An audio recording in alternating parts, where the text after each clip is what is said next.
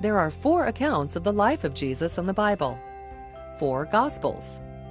None of them gives us the name of their author.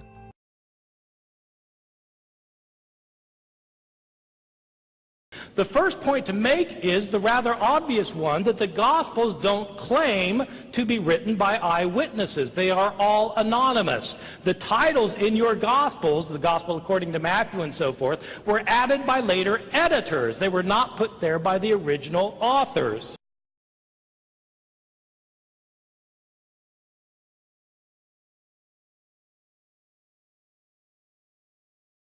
But for the past couple of hundred years, skeptical scholars have rejected these names. They've said that these were probably added later to give credibility to documents whose authors were unknown. The skeptics, even some Christians, that make this argument usually claim that the Gospels were written anonymously, and later credited to their supposed authors by mere guesswork, probably in the middle of the 2nd century AD. This argument defies all common sense, not to mention historical evidence. Historians consider the authorship of any ancient document verified if all existing copies credit the same author.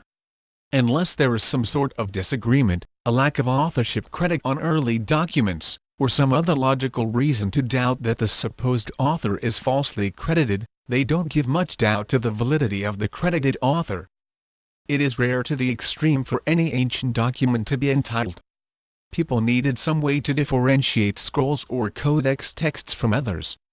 The idea that any author would write a text and not put a title on it makes about as much sense as a writer from today leaving a writing untitled. Yet skeptics claim the Gospels were originally untitled.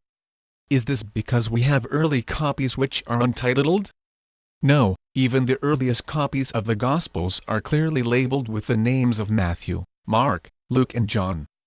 Is it because such widely read texts would logically be left untitled? No, the larger the intended audience, the more likely a text is to have a title in order to avoid confusion. So the skeptics are merely guessing that there once existed copies of the Gospels which had no titles on them.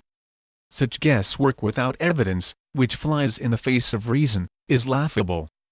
But it's interesting that all the manuscripts that exist that have a beginning and or an end to them, where you would expect to find a name affixed. In other words, they're not just fragments of a bit in the middle of a document, have a reference to the Gospel according to one of these 4 names. There are even Bart Ehrman points out in Jesus, apocalyptic prophet of the new millennium.